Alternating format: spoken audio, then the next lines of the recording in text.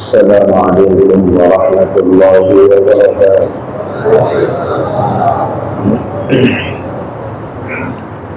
الحمد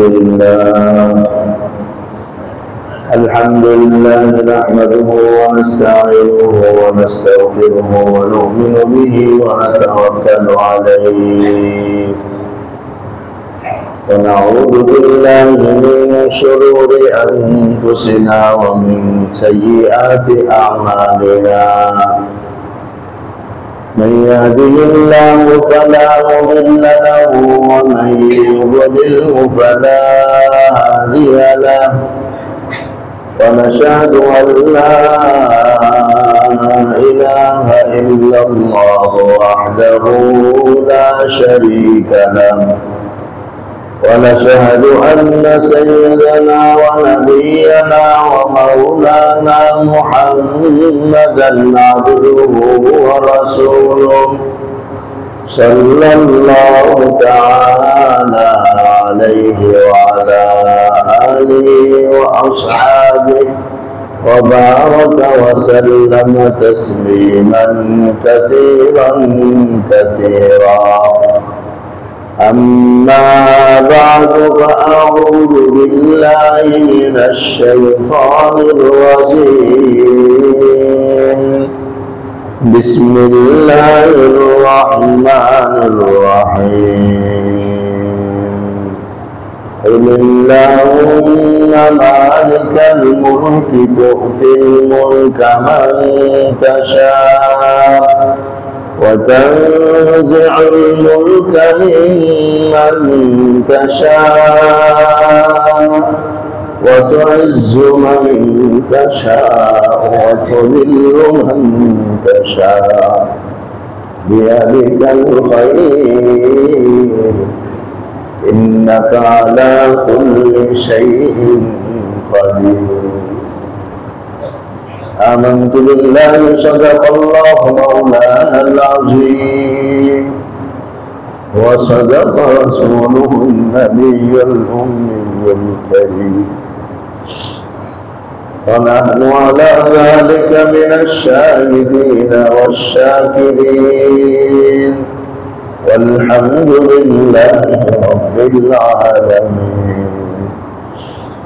سبحانك لا علم لنا إلا ما علمتنا إنك أنت العليم الحكيم. اللهم صل على محمد وعلى آل محمد كما صليت على إبراهيم وعلى آل إبراهيم إنك حميد مجيد. اللهم بارك على محمد وعلى آل محمد كما باركت على إبراهيم وعلى آل إبراهيم إنك حميد مجيد.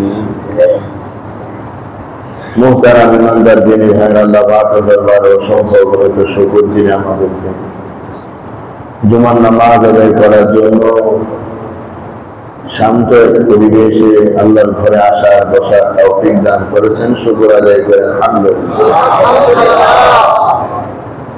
2 সপ্তাহ আগেও মিম্বর থেকে বলছিলাম যে শান্ত পরিবেশ,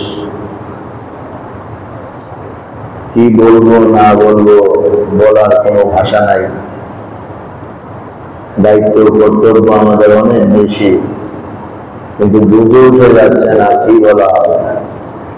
পরিবেশ এবং পরিস্থিতি এতটাই জটিল এবং কঠিন ছিল, কিন্তু আল্লাহ রব্বুল আলামিন যার হাতে সকল ক্ষমতা, যিনি একক ক্ষমতার মালিক, ওই আল্লাহর কাছে সবাই কিন্তু শান্তি কামনা করেছিলাম যে আল্লাহ আপনি শান্তির ব্যবস্থা করেন, যেভাবেই হোক আপনি শান্তির ব্যবস্থা করেন। তো আমার দুষ্ট আমার ইমানে যিনি ভাইরা, আল্লাহ তাআলা নিজ দয়া এবং মেহেরবানিতে শান্তির ব্যবস্থা করে দিয়েছেন। শুকর আদায় করে আলহামদুলিল্লাহ।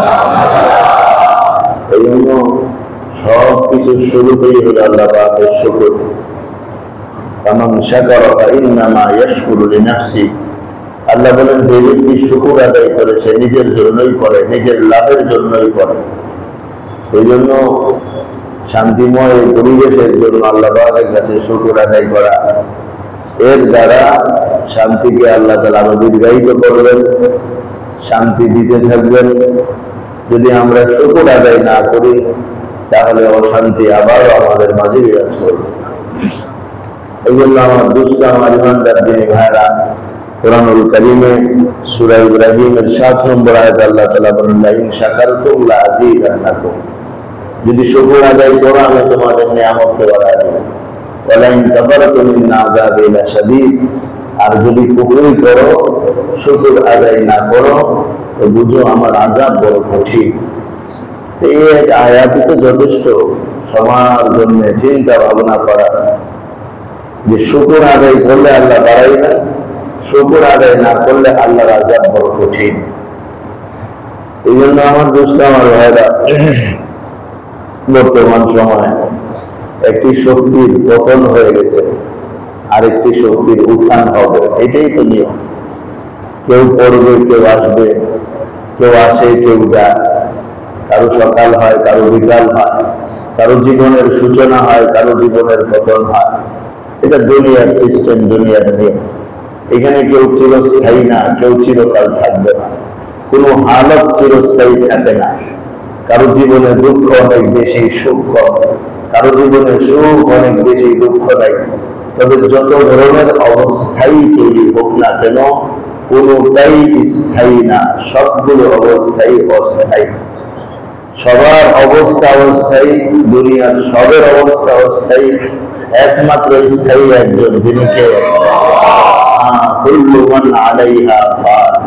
যাই দুনিয়ার মধ্যে আছে সব ধ্বংস হয়ে যাবে। ওয়ায়াবকা ওয়াজহু রাব্বিকা যুল জালালি ওয়াল ইকরাম। একমাত্র তোমার রব, তিনি একমাত্র স্থায়ী থাকবেন, আর কেউ স্থায়ী থাকবে না। থাকেও নাই, থাকবে। এই যে একটা শক্তির পতন হয়ে যাওয়া আর একটা শক্তির আসা, এটা দুনিয়ার একটা নিয়ম আল্লাহ বানায় রাখছেন। কেউ স্থায়ী, আগেও কেউ স্থায়ী ছিল না, সামনেও কেউ স্থায়ী হবে না। এত বেশি আনন্দিত হওয়ারও কিছু নাই, কারণ আমাদের প্রত্যেকের জীবনের পতন সামনে আসতেছে। প্রত্যেকের জীবনের পতনই তো মৃত্যু। সবার জীবনের পতনও সামনে আসতেছে, কেউ বাঁচবে না, সবাইকে দুনিয়া থেকে যেতে হবে। কিন্তু এই জীবন নামক জীবনটার এই শক্তি আর ক্ষমতা পাওয়ার পর ব্যালেন্স হারিয়ে ফেলা, এটাই হলো সবচেয়ে বড় বোকামি এবং সবচেয়ে বড় নির্বুদ্ধিতার পরিচয়। কারণ সমস্ত ক্ষমতার মালিক একমাত্র কে? নাই। এই কথাটা কত সত্য, যে আয়াতটা আমি শুরুতে বললাম, কুলিল্লাহুম্মা মালিকাল মুলক তু'তিল মুলকা মান তাশা ওয়া তানজিউল মুলকা মিম্মান তাশা ওয়া তু'ইজ্জু মান তাশা ওয়া তুযিল্লু মান তাশা বিয়াদিকাল খায়র। এই আয়াত তো আজকে অবতীর্ণ হয়নি। এই আয়াত তো 1450 বছর আগে মুহাম্মদ রাসূলুল্লাহ সাল্লাল্লাহু আলাইহি ওয়াসাল্লামের কাছে অবতীর্ণ হয়েছে। এই নবীজি আসার আগে তো এই আয়াতের ভাবার্থ অন্যান্য কিতাবের মধ্যে দেওয়া ছিল। কারণ এটা তো এমন এক আয়াত, যে আয়াত আল্লাহ তাআলা পৃথিবীর সূচনা লগ্ন থেকেই মানুষকে জানায় রাখছেন যে সমস্ত ক্ষমতার মালিক কে? আল্লাহ সমস্ত ক্ষমতার মালিক। সুতরাং আল্লাহ যাকে ইচ্ছা করেন তাকে ক্ষমতা দান করেন, যাকে ইচ্ছা করেন তার থেকে ক্ষমতা আল্লাহ নিয়ে নেন। তানজিউল মুলকা, তানজিউ বলে যে টাইনা হেসরে নিয়ে নেওয়া, জোর করে নিয়ে নেওয়াকে তানজিউ বলে। একজনের চাইলো দিল, এটার নাম তানজিউ না। তানজিউ মানে জোর করে নিয়ে নিলাম, তুমি দিতে চাও না তাও আমি নিয়ে নেব। তানজিউল মুলকা মিম্মান তাশা, যার থেকে ইচ্ছা আল্লাহ টাইনা নিয়ে নেন। আমরা বাংলা বলি ছিনায় নিয়ে নেয়, ছিনায় নেন, মানে দিতে চায় না, ছাড়তে চায় না, তবু জোর করে আল্লাহ নিয়ে নেন। অত ইজ্জু মান্তাসা, যাকে ইচ্ছা সম্মান আল্লাহ তাআলা দান করেন, অত জিল্লু মান্তাসা, যাকে ইচ্ছা আল্লাহ অপমানিত করেন। বিয়াদিকাল খাইর, সব কল্যাণ একমাত্র কার হাতে। ইন্নাকা আলা কুল্লি শাইইন কাদির, নিশ্চয় আপনি সব বিষয়ে ক্ষমতাবান। এই আয়াত তো অবতীর্ণ হয়েছিল আযাবের যুদ্ধের সময়, খন্দকের যুদ্ধের সময়। সাহাবায়ে কেরাম যখন পরীক্ষা খনন করতেছিলেন, মদিনা মুনাওয়ারার তিন পাশে বিশাল গভীর গর্ত খনন করতেছিলেন, যেন মক্কার কাফেররা এই গর্ত টপকায়া মদিনার উপরে এসে হামলা না করতে পারে। হযরত সালমান ফারসি রাদিয়াল্লাহু আনহু জায়গার মধ্যে পাথর পড়ে গেল।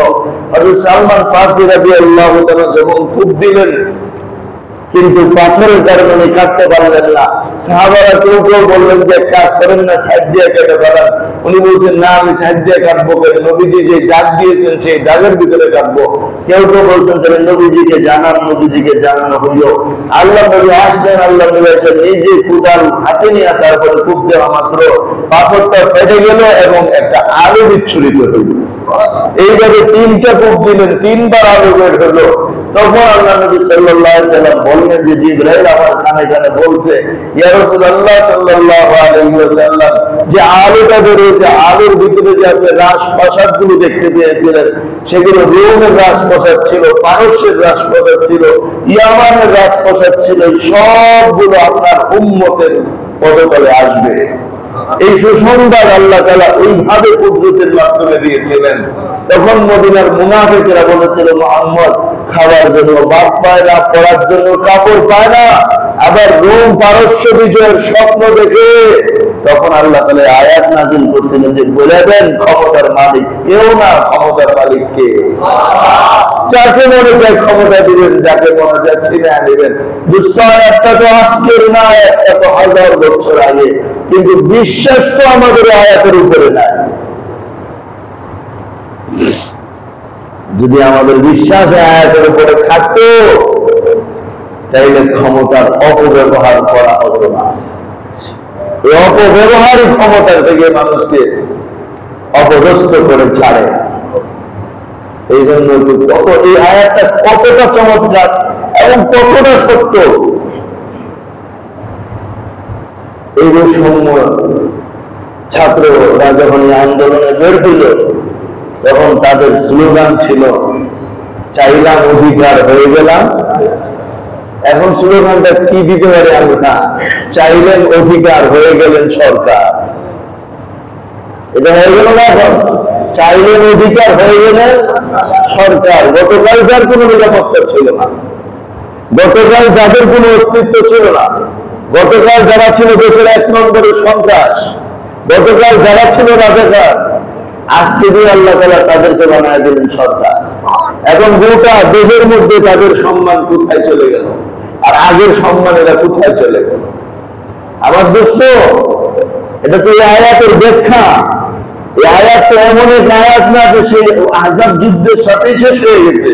এই আয়াতের ব্যাখ্যা যুগের পর যুগ, কিয়ামত পর্যন্ত যত উত্থান আর পতন হবে, সবগুলো হবে এই আয়াতের ব্যাখ্যা।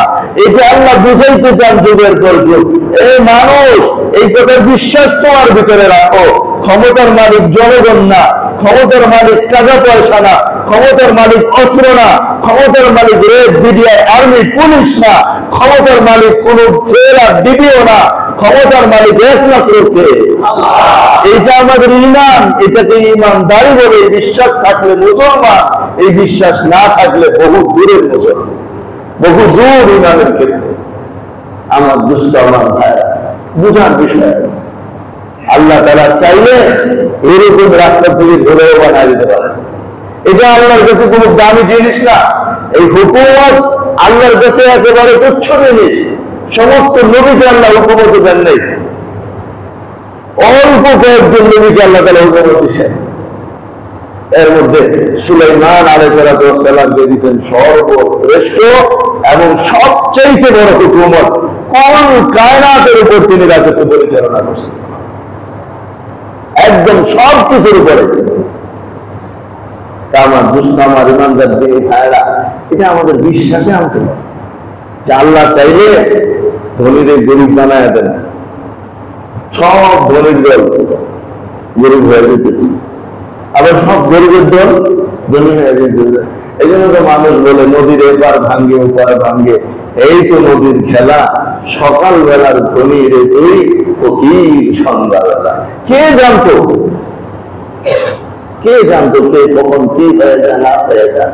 এই জন্য আমার দুস্থ সব কিছুর মালিক আল্লাহ, এটা আমাদের ভুলে যাইলে হবে না, আমাদের মনেই রাখতে হবে। 3 নম্বর বিষয় উত্থান পতন। এই যে একটা উত্থান পতন, কেউ না কেউ উঠবে, কেউ না কেউ পড়বে, এই যে বিষয়টা, এটার একমাত্র কার হাতে? এটা আল্লাহর হাতে। কার হাতে? এটা আল্লাহ রাব্বুল আলামিনের হাতে। আল্লাহ বলেন ইয়ামসাসকুম করহুন ফাকাদ মাসাল কওমা করহুন মিসলু ওয়া তিলকাল আইয়ামু নুদাবিলুহা বাইনান নাস। ইয়ামসাসকুম করহুন ফাকাদ মাসাল কওমা করহুন মিসলু। একটা উদাহরণ হয়েছে উহুদের যুদ্ধের ব্যাপারে। উহুদের যুদ্ধে কি হলো? উহুদের যুদ্ধে সাহাবায়ে কেরাম সাময়িকভাবে পরাজিত হলেন, সাময়িকভাবে সাহাবায়ে কেরাম পরাজিত হলেন। তো সাহাবায়ে কেরামের গায়ে কষ্ট লাগছে, আঘাত পাইছে, এবং সাহাবায়ে কেরাম রাদিয়াল্লাহু আজমাইন ওনারা একটু পেরেশান হইলেন। তো আল্লাহ আয়াত নাযিল করলেন ইয়ামসাসকুম করহুন, যদি আপনার গায়ে তোমাদের কোনো কষ্ট আসা থাকে, ফাকাদ মাসাল কওমা করহুন মিসলু, তাইলে আগের মানুষদেরও এরকম কষ্ট আসছিল। বসে যান, বসে যান, বসে গেলে সব তাকায় বেশি আলোচনা করে সবাই তাকায় বেশি।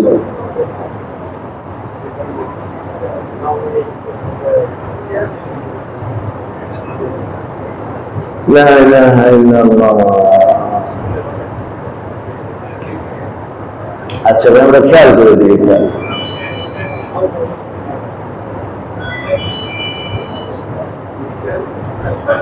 ইয়ামসাসকুম করহুন ফাকাদ মাসাল কওমা করহুন মিসলু। তোমাদের বাইরে খেয়াল করি, সবাই খেয়াল করি।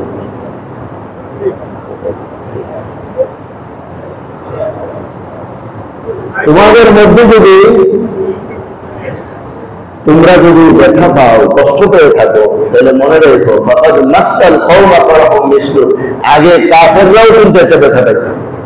সাহাবারা যেহেতু উহুদের যুদ্ধে ক্ষতিগ্রস্ত হচ্ছে, কষ্ট পেয়েছেন, আহত হয়েছেন, শহীদ হয়েছেন, তাহলে কাফেররাও এক সময় কি হয়েছে? শহীদ হয়েছে। ফাকাদ মাসাল কওমা করহুন মিসলু। আল্লাহ বলেন ওয়াতিলকাল আইয়ামু নুদাবিলুহা বাইনান নাস, ওয়াতিলকাল আইয়ামু নুদাবিলুহা বাইনান নাস। আল্লাহ বলেন যে আমি দিনগুলোকে মানুষের মাঝে ঘুরিয়ে দেই, এই দিনগুলোকে আমি মানুষের মধ্যে ঘুরিয়ে দিই। কে ঘুরিয়ে দেন ভাই দিনগুলোকে? কারো উত্থান হবে, কারো পতন হবে, এই বিষয়টার মালিক সম্পূর্ণ কে? কে সম্পূর্ণ মালিক? আল্লাহ মালিক। এখন পতনে উত্থান পতন কেন হয়? পৃথিবীর মধ্যে এরকম উত্থান পতন কি জন্য আসে? এটা কেউ উঠবে, কেউ পড়বে, আল্লাহ এটা করেন। এটা আল্লাহ কি জন্য করেন? এগুলো আল্লাহ কোরআনের মধ্যে বলে রাখছেন। যেমন দেখেন আল্লাহ পাক রব্বুল আলামিন এই উত্থান পতনের কারণ বয়ান করতে গিয়ে বলেন ফাজানুহুম বিইذنিল্লাহ ওয়া ক্বাতালা দাউদ জালুতা ওয়া আতাহুল লাহুল মুলকা ওয়াল হিকমা ওয়া আল্লামাহু মিম্মা ইয়াশা ولولا دفع الله الناس بعضهم ببعض لفسدت الأرض ولكن الله ذو فضل على العالمين। সূরা বাকারা 251 নম্বর আয়াতে আল্লাহ রাব্বুল আলামিন উত্থান পতনের কারণ দর্শাইতেছেন। আল্লাহ তাআলা বলতেছেন ফাজামুহুম বিইذنিল্লাহ, আল্লাহর নির্দেশে দাউদ বাহিনী জালুত বাহিনীকে পরাজিত করে ফেলছে। দাউদ আলাইহিস সালাম তখন বয়সে ছোট ছিলেন, বিয়েও করেননি। এই সময় তারা ছিল বনী ইসরাইল, বর্তমানে যে ইহুদি গোষ্ঠী, ওই বংশে তো বহু নবী আসছেন, সে বনি ইসরাইল বংশের মধ্যে দাউদ আলাইহিস সালাম ছোট, এখনো বিয়ে শাদী করেন নাই। ঠিক এই সময় তারা পরাজিত ছিলেন। তখন যে জালিম বাদশা তাদের উপর ছিল তার নাম ছিল তালুত। জালুত, তার নাম কি ছিল ভাই? জালুত। জালুত বাদশার বিরুদ্ধে মুসলমানগণ জিহাদ করার জন্য আল্লাহর কাছে দোয়া করছেন। আল্লাহ তাআলা তাদেরকে তালুত নামক একজন ন্যায়পরায়ণ ব্যক্তিকে বাদশা হিসেবে নিযুক্ত করলেন। দাউদ আলাইহিস সালাম তখন নবী হন নাই, তিনি ছোট, বিয়েও করেন নাই, বয়স কম। ওই তালুত বাদশা ঘোষণা করল, আমার সেনাবাহিনীর মধ্যে যে ব্যক্তি জালুত বাদশাকে হত্যা করতে পারবে তার সাথে আমি আমার মেয়ে বিয়ে দিয়ে দেব এবং আমার রাজত্বের মালিক বানায় দেব। তো আল্লাহর কি মর্জি, দাউদ আলাইহিস সালাম তো ছোট বয়সে তিনি জালিম বাদশাকে হত্যা করে ফেললেন যুদ্ধের মধ্যে। যেহেতু তিনি বিয়ে করছেন, বাদশার প্রতিশ্রুতি মোতাবেক তার সাথে বাদশার মেয়ের বিয়ে হবে এবং ক্ষমতার অর্ধেকের মালিক বা পুরা ক্ষমতার মালিক হয়ে যাবে। তো বানায় দিলেন, এখন বিয়েও করাই দিলেন, ক্ষমতার মালিকও বানায় দিলেন।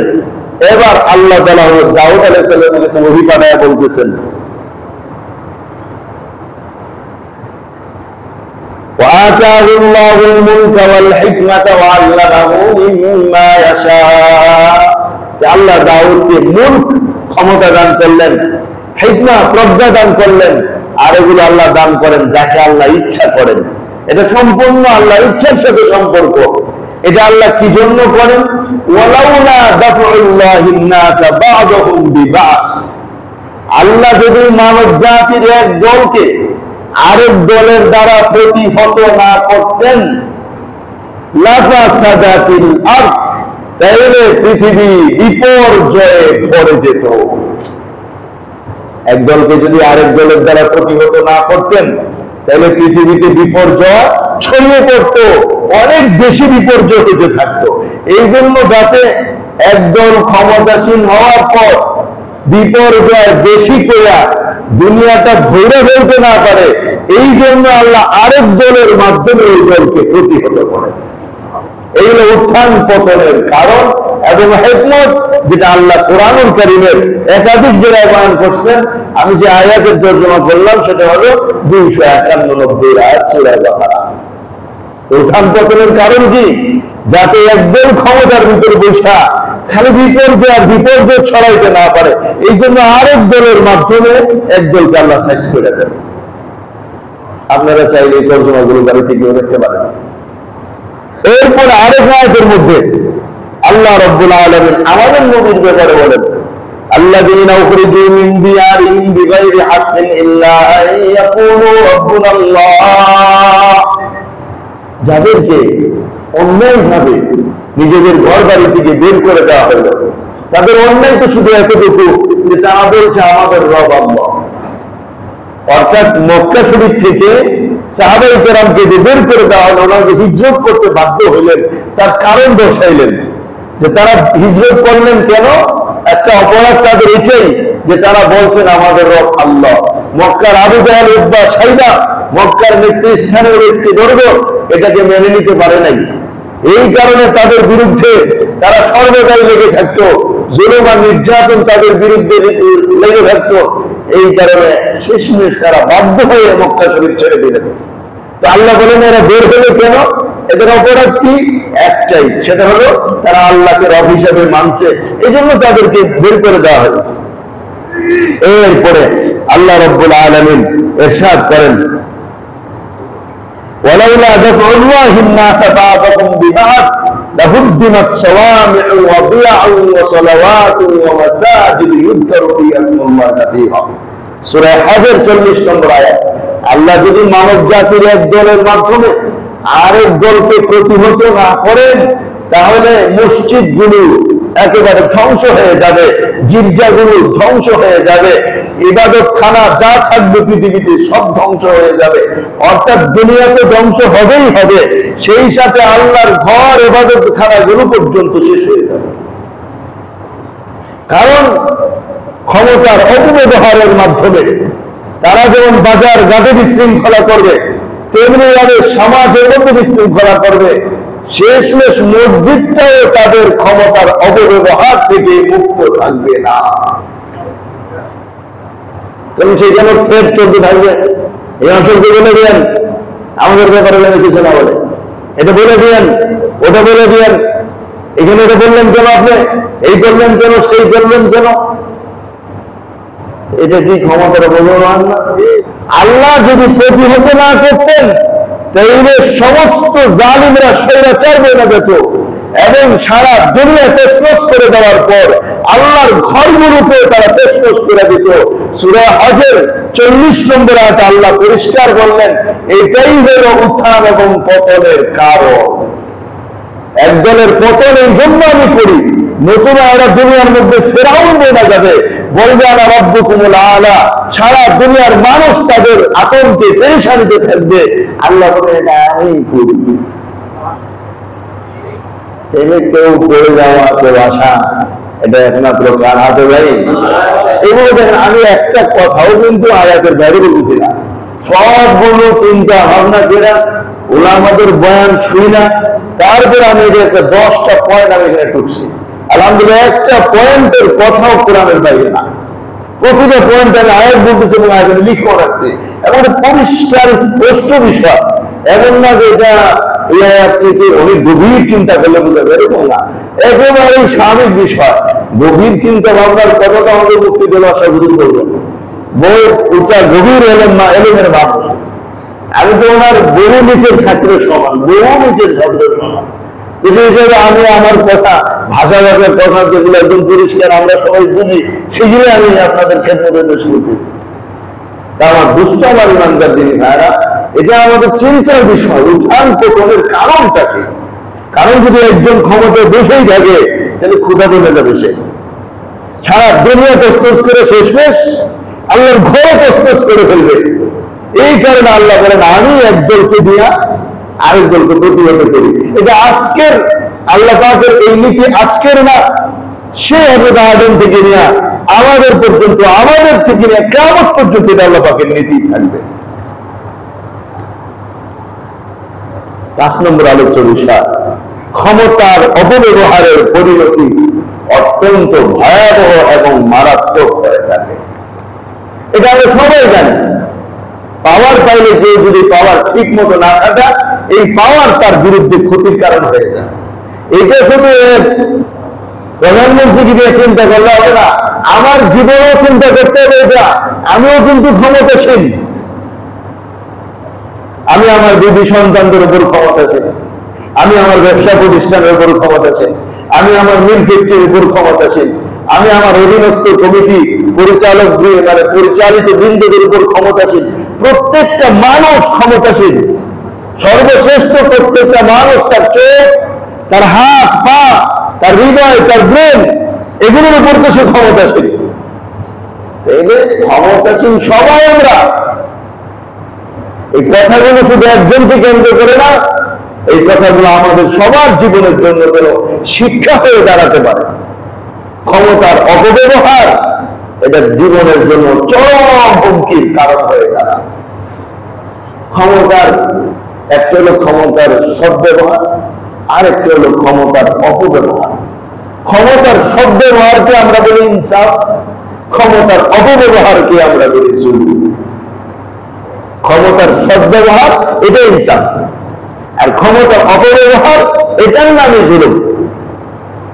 আল্লাহ রাব্বুল আলামিন দেখেন কোরআনুল কারীম, আল্লাহ রাব্বুল আলামিন দাউদ আলাইহিস সালামকে খলিফা বানাইছেন, জমিনে হুকুমত দিলেন, বাদশার মেয়ের সাথে বিবাহ করাইয়া দিলেন, আবার রাজা বানায়া দিলেন।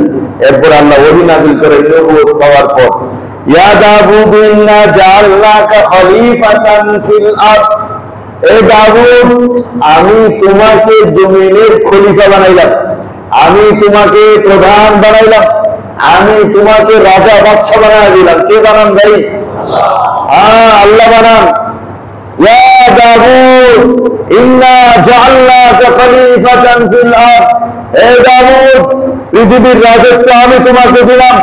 ফাহকুম বাইনান নাসি বিল হক, ফাহকুম বাইনান নাসি বিল হক, দাউদ মানুষের মাঝে ইনসাফের সাথে ফয়সালা করো, ইনসাফের সাথে বিচার কার্য পরিচালনা করো, ইনসাফের সাথে ক্ষমতা চালাও। আদেশটা কার? আল্লাহর আদেশ। ইনসাফের সাথে ক্ষমতা চালাও। ওয়ালা তাত্তাবিল হাওয়া, দাউদ মনের পূজা করো না, মন যা চায় তা করো না, মনের অনুসরণ করো না। ফায়ুদিল্লাকা আন সাবিলিল্লাহ, যদি তুমি মনের অনুসরণ করো, নিজের প্রবৃত্তির অনুসরণ করো, তাইলে তুমি আল্লাহর রাস্তা থেকে বিচ্যুত হয়ে যাবে। আল্লাহ তোমাকে তার রাস্তা থেকে বিচ্যুত করে দিবেন। আল্লাযীনা ইয়াদুল্লুনা আন সাবিলিল্লাহ, আর যারা আল্লাহর রাস্তা থেকে বিচ্যুত হয়ে যায়, লাহুম আযাবুন শাদীদুন বিমা নাসু ইয়াওমাল হিসাব, তাদের জন্য রয়েছে ভয়ানক শাস্তি। কি কারণে? বিমা নাসু ইয়াওমাল হিসাব, এই কারণে যে তারা পরকালের কথা ভুলে গেছে। দেখেন কি চমৎকার। দাউদ আলাইহিস সালামকে ডেকে বলতে, দাউদ মানুষের মাঝে ইনসাফের সাথে বিচার কার্য পরিচালনা করো, ইনসাফের সাথে ক্ষমতা চালাও, এর মানে ক্ষমতার সব ব্যবহার করো। সাবধান দাউদ, ক্ষমতার অপব্যবহার করো না। মন মতো ক্ষমতা চালানোই ক্ষমতার অপব্যবহার, রবের নির্দেশ মতো ক্ষমতা চালানোই ক্ষমতার সদ্ব্যবহার। যদি তুমি মন মতো ক্ষমতা চালাও, নিজের ক্ষমতা ধরে রাখার জন্য, নিজেকে আরো স্থায়ী করার জন্য এরকম চিন্তা ভাবনা তোমার ভিতরে আসে, তাইলে তুমি আল্লাহর পথ থেকে বিচ্যুত হয়ে যাবা। আর আল্লাহর পথ থেকে যারা বিচ্যুত হয়ে যায়, তাদের জন্য রয়েছে বেদনাদায়ক শাস্তি, কারণ তারা পরকালের কথা ভুলে যায়। এবং কিসের সাথে কি মিলাইয়া দিলেন যে কে পথভ্রষ্ট হয়, কে খেয়াল খুশি মতো ক্ষমতা চালা, যে পরকালের চিন্তা যার নাই, সেই কেবল খেয়াল খুশি মতো। এই জন্য দেখেন এই আয়াত, এই শিরোনামের সাথে কতটা সঙ্গতিপূর্ণ, যে আল্লাহ তাআলা নিজে দাউদ আলাইহিস সালামকে বলতেছেন, দাউদ ইনসাফের সাথে রাষ্ট্র চালাও, ইনসাফের সাথে চালাও। বেইনসাফি করবে, বেইনসাফি করলে কিন্তু কঠিন আযাব প্রাপ্ত হবে। এর দ্বারা এটা পরিষ্কার হয়ে যায়, কুফরের সাথে ক্ষমতা টিকে থাকে, কিন্তু জুলুমের সাথে ক্ষমতা টিকে থাকে না। এইটা হলো আমাদের 6 নম্বরে আলোচ্য বিষয়। কুফরের সাথে ক্ষমতা টিকে থাকে, জুলুমের সাথে ক্ষমতা টিকে থাকে না। এটা আমরা আগেও বলছি, জুলুমের শাস্তি দুনিয়ার মধ্যেই পায়। এটা হাদিস করে আপনাদেরকে শোনা বলছি, জুলুমের শাস্তি দুনিয়ার মধ্যে। যেই কুফরি করুক, কুফরি এটা ক্ষমতা চালাইতে পারে। কুফরি মানে সে আল্লাহকে মানে না, দেবতার পূজা করে, গাছের পূজা করে, পুরুষের পূজা করে, এতে আল্লাহ কিছু বলবেন না দুনিয়াতে, এটা তো পরকালের বিষয়। কিন্তু যদি সে মানুষের হক, আল্লাহর সৃষ্টি জীবের হক ঠিক মতো আদায় করে, তাহলে আল্লাহ কুফরের সাথে ক্ষমতা টিকায় দেবেন। এই লোকের ক্ষমতা আল্লাহ দেবেন না। এরকম পৃথিবীর মধ্যে 4 জনের ব্যাপারে বলা হয় তারা বিশ্ব রাজা ছিল, বিশ্ব রাজা। এর মধ্যে একজন ছিল সুলাইমান আলাইহিস সালাম, আরেকজন ছিল যুলকারনাইন, আর 2 জন ছিল কাফের। কাফেরের মধ্যে একজনের নাম আছে নমরুদ, আরেকজনের নাম আছে বুখতে নাসার। এই 4 বাদশার নাম আছে। 2 জন কাফের ছিল আর 2 জন মুসলমান ছিল। কিন্তু কাফের বাদশাদের মধ্যে বেশিরভাগই জুলুমের উপরে ছিল সবাই, যার কারণে এরা টিকতে পারে নাই। এদের পতন অবশ্যই হয়ে গেছে। কিন্তু নৌশরীয়া নামে একজন বাচ্চা ছিলেন, যাকে আমাদের বাংলা খসরু বাচ্চা বলে। তিনি সেই ইরানের প্রথম বাচ্চা, তাকে বলা হয় খসরু। এখন এই খসরু আমরা আরবিতে বলি নৌশরীয়া, ফার্সিতে বলি নৌশরীয়া।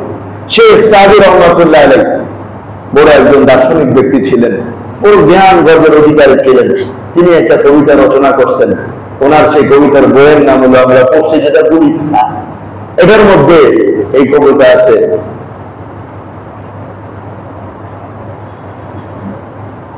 যে নৌশিরুয়া বাদশা নামে ফাররাহ নৌশিরুয়া, নৌশিরুয়ার নেক নাম বাকি মানা, এখনো দুনিয়ার মধ্যে বাকি আছে।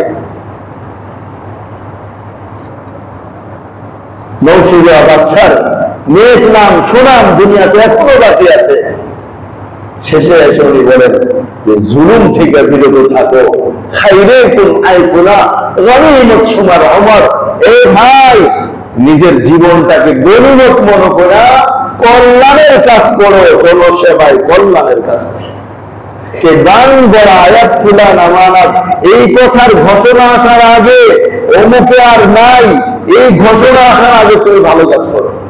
তাই এই ঘোষণা কি আমার নামে একদিন আসবে না? যে ছাত্রা মসজিদের যুবক সবার নাই, আসবে না ঘোষণা একদিন?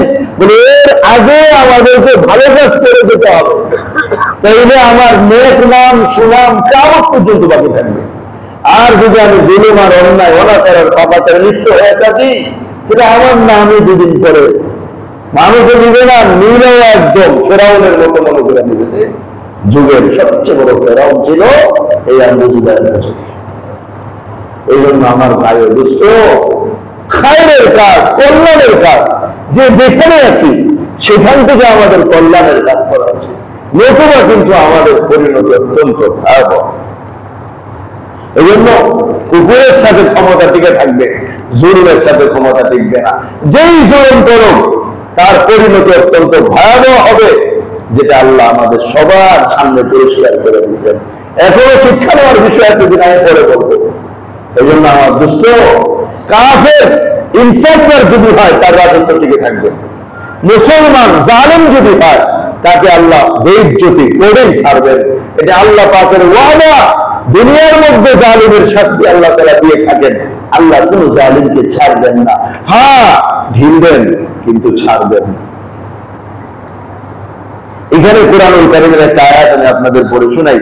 সূরা কসসের 40 নম্বর আয়াত আল্লাহ বলেন, ফাআখাযনাহু ওয়া জুনুদাহু ফানাবাযনাহু ফিল ইয়াম ফানজুর কাইফা কানা আকিবাতুজ জালিমিন। সূরা কসস 40 নম্বর আয়াত আল্লাহ ফেরাউনি বাহিনী সম্পর্কে বলেন। ফেরাউনি বাহিনী, ফাআখাযনাহু, আমি ফেরাউনের বাহিনীকে, ফেরাউনকে আমি পাকড়াও করলাম, ওয়া জুনুদাহু, এবং ফেরাউনের ওই সৈন্য দলবল যাদের মাধ্যমে সে বনি ইসরায়েলের উপর জুলুম আর নির্যাতনের স্টিম রোলার চালাইতো, ওই সৈন্যদেরকে আমি পাকড়াও করলাম। কি পাকড়াও হচ্ছে, কি হচ্ছে না? আমার দোস্ত, শুধু ফেরাউনকে আল্লাহ পাকড়াও করেন নাই, বরং ফেরাউন যাদের মাধ্যমে জুলুম করছিল তাদেরকে সহ আল্লাহ পাকড়াও করছেন। ফাআখাযনাহু বিল ইয়াম, সবগুলো আমি নিয়ে সাগরে বললাম। ফানজুর কাইফা কানা আকিবাতুজ জালিমিন। আল্লাহ রাব্বুল আলামিন আমাদের সবাইকে বলছেন, একটু দেখ না বেটা জালিমের শাস্তিটা কেমন হয়েছে। ফানজুর মানে লক্ষ্য করো, নবীজিকে বলতেছেন লক্ষ্য করেন, কাইফা কানা আকিবাতুজ জালিমিন, জালিমের পরিণতিটা কি হয় আপনি লক্ষ্য করেন। এজন্য জুলুমের পরিণতি অত্যন্ত হয়। যেই যার উপরে জুলুম করি না কেন, ক্ষমতা আছে যদি আপনি জুলুম করেন না, আপনার দোকানের কর্মচারীর উপরে জুলুম করেন না, আপনার মিল ফ্যাক্টরির কর্মচারীর উপরে জুলুম করেন না। আমাদের দেশের এই ফ্যাক্টরির মালিকরা কি জুলুম করে, এবার বেতন দেয় না, এরা বেতনের জন্য রাস্তাঘাটে নেমে আন্দোলন করে। কেন আন্দোলন করে লাগবে আপনার শ্রমিকদের? এমনও মালিকের পরিচয় আমি জানি, যারা মাস শেষ হওয়ার 2 দিন আগে টাকা বুঝায় দিয়ে দেয়। আপনি কি হয় আপনার টাকা 2 দিন আগে বুঝায় দিলেন? না, মাস শেষ হয়ে যায়, টাকা দেয় না, পরে কোন আন্দোলন শুরু করে, রাস্তাঘাটে গাড়ি ঘোড়া থামতে লাগে। এই তো মালিক, জালেম মালিক, ওর ফ্যাক্টরিতে 2 দিন পরে সব নষ্ট হয়ে যাবে। এই জন্য আমার দুষ্ট, কি সমস্যা, যার বেতনটা আপনি দিবেন 2 দিন পরে, 2 দিন আগে দেন, সে খুশি হয়ে যাবে। কতটা খুশি হবে যে আমাদের স্যার মাস শেষ হওয়ার আগেই বেতন পাঠিয়ে দিতেছে। আমার এই লোকগুলো কতটা আনন্দে এই স্যারের কাজগুলো করতে থাকে। আল্লাহ সমস্ত জালিমদেরকে হেদায়েত দান করেন। সব আমরা জালিমের কাতারের ভিতরে পড়ে গেছি। চক্ষু বন্ধ করে নিজের দিকে তাকায় দেখেন যে আমি আসলে আমি জানি, আমি নিজে নিজের ক্ষমতার অপব্যবহার কি পরিমাণে করতেছি। না ভাষার কোন সৌন্দর্য আছে, না মিষ্টতা আছে নিজের ভিতরে, না অধীনস্থ করবে খুশি রাখার চেষ্টা করি। সব খালি একজনের দিকে ঠেললে হবে না, নিজের দিকেও কিছু ঠেলে নিতে হবে, যে না আমার ভিতরে এগুলো আছে কিনা দেখি না। 7 নম্বর আলোচনা বিষয় অহংকার পতনের মূল। এই কথাটা আমরা জীবনে শুনে নেই যাবে, শুনছি না? এটা একেবারে শুনতে শুনতে শুনতে শুনতে আমাদের ছোট বড় সবার মুখস্থ হয়ে গেছে, কিন্তু এটা মনে আমাদের বিশ্বাসে নাই। আমরা এটা এত মুখস্থ পারি যে এটা মানে আমাদের পাল্টা পাল্টা, কিন্তু এটা বিশ্বাস করতে আমরা রাজি না। কিন্তু আল্লাহ যুগে যুগে এটাকে বিশ্বাস করাই দিয়েছেন। দৃষ্টান্ত সামনে এনা আল্লাহ যুগে যুগে বিশ্বাস করাইছেন। ফেরাউন বলছিল আনা রব্বুকুমুল আলা, ফেরাউনের পতন হয় নাই। নমরুদে বলছিল আমি খোদা, নমরুদের পতন হয় নাই। সাদ্দাত বলছিল কিসের জান্নাত, আমি জান্নাত বানাইলাম, আল্লাহ ওকে জান্নাতের মধ্যে প্রবেশ করতে দেন নাই, ওর কি পতন হয় নাই?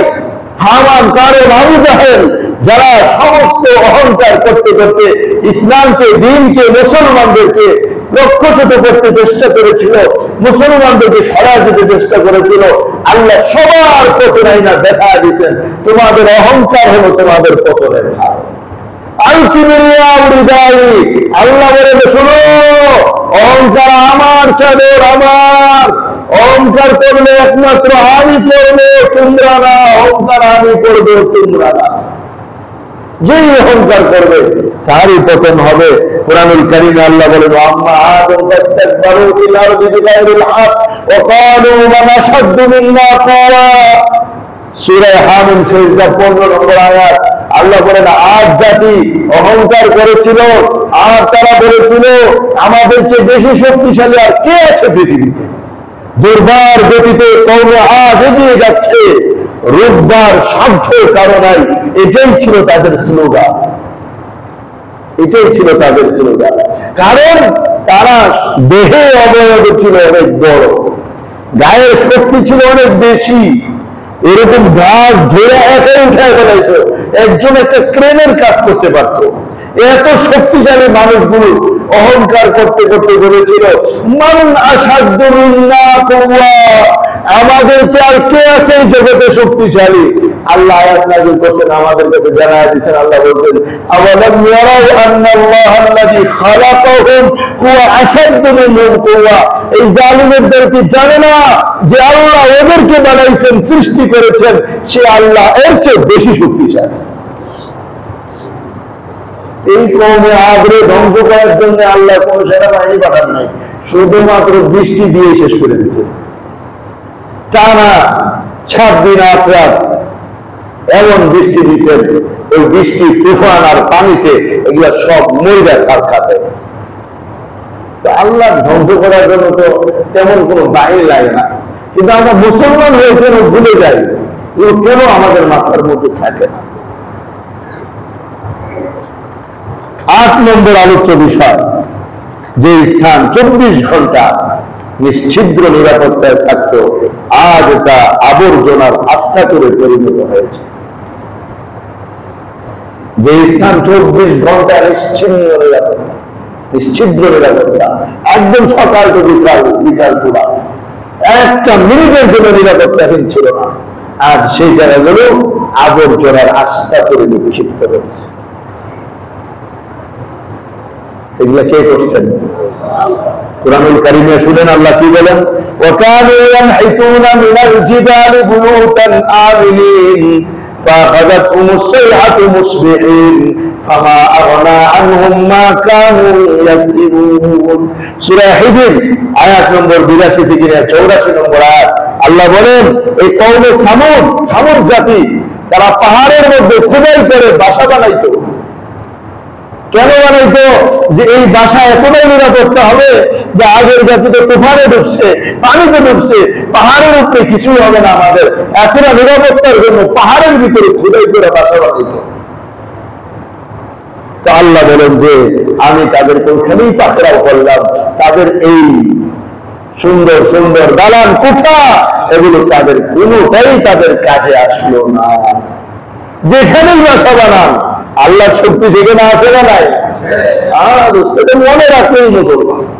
এটা মনে রাখলে কামের মানুষ, এটা মনে রাখতে পারলে আমরা আল্লাহ, আর এটা ভুলে গেলে আমরা যেমন আর ফেরাউনে পরিণত হয়। 9 নম্বর হচ্ছে বিষয়, আসুন শিক্ষা গ্রহণ করি। আসুন আমরা শিক্ষা গ্রহণ করি। শিক্ষা গ্রহণ, একটা শক্তির পতন হয়ে গেছে, অবশ্যই আর একটা শক্তির উত্থান হবে। এখন এই শক্তিটাও যদি দুদিন পরে জুলুমের পেশা বানায় নেয়, জুলুমের পেশা বানায় নেয়, তাহলে তাদের জন্য আল্লাহ আছেন না নাই? ওদেরকে ধরবেন কি ধরবেন না? আজকে যারা ক্ষমতা নেওয়ার জন্য প্রচেষ্টা করতেছেন, কোনো খারাপ কিছু না। আমি অনুরোধ করবো ভালো মানুষদেরকে, যারা সমাজে ভালো, যারা সত্যিকার অর্থে মানুষের কল্যাণ কামনা করেন, এমন কিছু মানুষদেরকে ক্ষমতার বাগডোর ধরার জন্য, যারা আলহামদুলিল্লাহ ইতিমধ্যে আমাদের সমন্বয়কদের মধ্য থেকে এবং সবাই মিলে যে তত্ত্বাবধায়ক সরকারের বিষয়টা করছে, আমি তো প্রাথমিক পর্যায়ে একটু মনে মনে একটু ব্যথিত ছিলাম, কারণ আমার উস্তাদ আল্লাহ মুফতি ফজলুল আমিন রহমাতুল্লাহ থেকে এই ডাক্তার ইউনূস সাহেবের ব্যাপারে ভালো কোনো কথাই শুনি নেই। উনি সবসময় খালি এই সুরের কারণে খুবই ক্ষিপ্ত ছিলেন ওনার উপর। কিন্তু আমি দেশে এই কয়েকদিনে বড় বড় আলেমদের সাথে এবং এলাকার মানুষ এবং বিভিন্ন বুদ্ধি শ্রেণীর মানুষের সাথে কথা বলে দেখলাম যে না, সবাই তার উপর আশ্বস্ত। এই জন্য আমিও বলি আলহামদুলিল্লাহ, এবং তারা যে অন্তর্বর্তীকালীন সরকার গঠন করছে, সর্বশ্রেণীর মানুষ থেকে তারা প্রতিনিধি নিয়োগ দিচ্ছে, সর্বশ্রেণীর মানুষ থেকে তারা প্রতিনিধি নিয়োগ দিচ্ছে। এবং আজও আমাদের এই ছাত্র ভাইরা ছাত্রীরা সব যেইভাবে সুশৃঙ্খলতার কাজ দেশের মধ্যে করে যাচ্ছে নজিরবিহীন। আমাদের লালবাগ চৌরাস্তা না হলে 15 জন ট্রাফিক এখন লেগে রয়েছে, অর্থাৎ এই ছাত্রছাত্রীরা 15 জনের মতো দাঁড়ায় রয়েছে, সব গাড়ি খুবই সুশৃঙ্খলতার সাথে চলতেছে। আমরা অবশ্যই তাদেরকে ধন্যবাদ জানাই, এবং দেশ ও জাতি আমি দেখতেছি, ঘুরে ঘুরে দেখলাম যারা সবাই তাদের প্রতি সম্পূর্ণ আস্থাবান এবং সবাই তাদের জন্য দুয়াই করতেছে, আল্লাহ তাদের খায়ের করুক, কল্যাণের ফয়সালা করুক। তা আমরা তাদের থেকে এই কথাটা আশা করবো, এবং অলরেডি একজন বলে গেছে আমরা যেন আবার এরকম না হয়ে যাই। তো বুঝে গেছে তারা আমাদের কাছে দোয়া চাচ্ছে, আমরা তাদের জন্য দোয়াও করবো। আল্লাহ পাক তাদেরকে যেন হক ও হাক্কানিয়তের সাথে থাকার তৌফিক দান করেন। এদেশের মানুষের জান মাল ইজ্জত আবরু হেফাজতের জন্য যেভাবে আমাদের সন্তানরা, না আমাদের যে সন্তানেরা এরা যেভাবে নামছে, আল্লাহ যেন কিয়ামত পর্যন্ত এই দেশের মধ্যে স্থায়ীভাবে একটা ইনসাফের ফয়সালা আল্লাহ তাআলা করে দেন। তো শিক্ষা গ্রহণটা কিভাবে হবে সেটাও দেখুন কোরআনুল কারীমে আল্লাহ ফেরাউনের লাশ মমি করে কিন্তু রেখে দিয়েছেন। মমি ছাড়াই ফেরাউনের লাশ ছিল, বছরকে বছর পানির মধ্যে ডুবা ছিল, কোন মাছ ওকে খাইতে আসে নাই, এই জালিমরে কেউ খাইতেও আসে নাই, পানিও তারে পচায় নাই, যে পানিও বলছে তোর মতো জালিমরে আমি পছন্দ করবো না। এই ফেরাউনকে দিয়ে আল্লাহ তাআলা বলতেছেন ফালইয়াউমা নুনজ্জিকা বিবাদানিকা লিতাকুনা লিমান খালফাকা আয়া, আমি আজ তোর বডিকে মুক্তিদানের মাধ্যমে জগৎবাসীর জন্য এক নিদর্শন বানাইলাম, লিতাকুনা লিমান খালফাকা আয়া, জগৎবাসী যারা পরে আসবে ফেরাউনের, তারা যদি বডিটা দেখা শিক্ষা নিতে পারে যে এটা জালিমের বডি, যে জুলুম করবে তার পরিণতি ফেরাউনের মতোই হবে, এটা শিক্ষা দেওয়ার জন্য আল্লাহ ফেরাউনের লাশটাকে রেখে দিয়েছে। এই জন্য আমাদের শিক্ষা নেওয়ার আছে না? হ্যাঁ দোস্ত, আমরা সব হারাইতে পারি কিন্তু আল্লাহ কিছুই হারান না। আমাদের সব চলে যায় কিন্তু আল্লাহ কিছুই যায় না। এই জন্য বেশি বললে শুরুতে বললাম যে বেশি আনন্দিত হওয়ারও কিছু নাই, কারণ আমাদের জীবনের পতন কিন্তু সামনে আসতেছে। এই জন্য হুঁশিয়ার হই, সাবধান হই, নিজের জীবনের জন্য হিসাব করতে থাকি। 10 নম্বর আলোচ্য বিষয় বলে শেষ করছি, সুন্দর ও শান্তিময় সমাজ বিনির্মাণে সকলের চেষ্টার প্রয়োজন।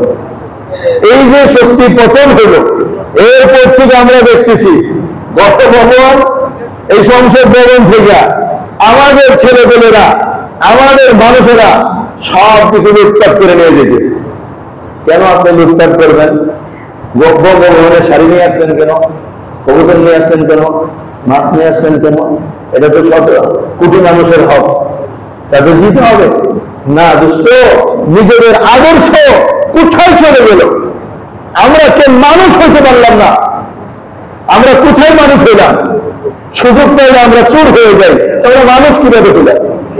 এটাই তো প্রমাণ বহন করে।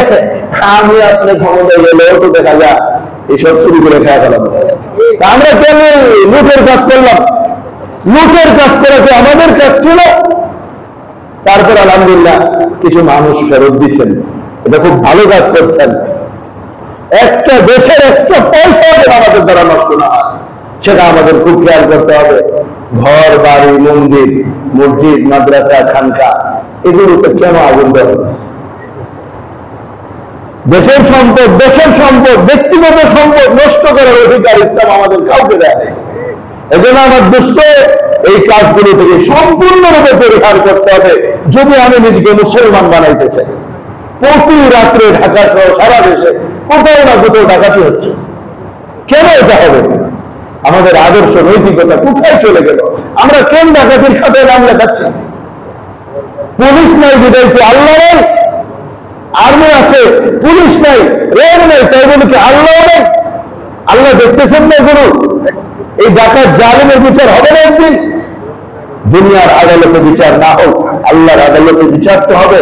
আর আল্লাহর আদালতের বিচার কে তো সহজ? দুনিয়ার আদালত থেকে পালায়া যাওয়া যায়, আল্লাহর আদালত থেকে পালায়া যাওয়া যায়। এই জন্য আমার দুষ্ট এই অস্থির এবং নৈরাজ্যকর কাজগুলো আমরা তো কেউ করবো না। উপরন্তু যারা করে যদি জানে তাদেরকে আমরা অবশ্যই এই ক্ষেত্রে সাবধান করব যে না, এই কাজ আমরা করবো না। এবং নিজেদের এলাকা, নিজেদের অঞ্চল পাহারা দেওয়ার ক্ষেত্রে সবাই এখন একটু ভূমিকা পালন করতে হবে। কেউ কারো বাড়ি থেকে যদি আওয়াজ আসে তাহলে অবশ্যই সেখানে আমাদের সবাইকে তার হেফাজতের জন্য রাত দিন যখনই হোক যাইতে হবে। এবং এমন না যে থাক আমার ঘরে তো আসে নাই, আমি জেলে রাখে ডাকা দিলে হোক না, আমার কি হয়েছে? না না না, জীবন বাজি রেখা আমাদের সমাজকে আমাদের পরিষ্কার করে নিয়ে যেতে হবে। এই জন্য সুন্দর সমাজ, শান্তিময় সমাজ বিনির্মাণে তো আমরা সামাজিকতার আলোচনা করতেই আছি। সেই 20টা ধাপ আলোচনা হবে ইনশাআল্লাহ। এর মধ্যে আমরা নিজেদেরকে যদি এভাবে গড়ে নিতে পারি তাইলে ইনশাআল্লাহ আগামী সমাজ সুন্দর হবে। আর যদি গড়তে না পারি, এই মুক্তরাজের মধ্যেই থাকি, তাহলে হাজারো উত্থান পতনে কোনো কাজ হবে না। আমরা যেই আছি সেই থাকবো। আগে নিজেকে পরিবর্তন করতে হবে। আমরা পরিবর্তন করবো তো ইনশাআল্লাহ, আর নিজের ক্ষমতার অপব্যবহার করবো না তো ইনশাআল্লাহ। আল্লাহ আমাদের সবাইকে কবুল করেন, দেশ ও জাতির কল্যাণের জন্য আমাদের কাজ করার তৌফিক দান করেন। ওয়া আখিরু দাওয়ানা আলহামদুলিল্লাহি রাব্বিল আলামিন।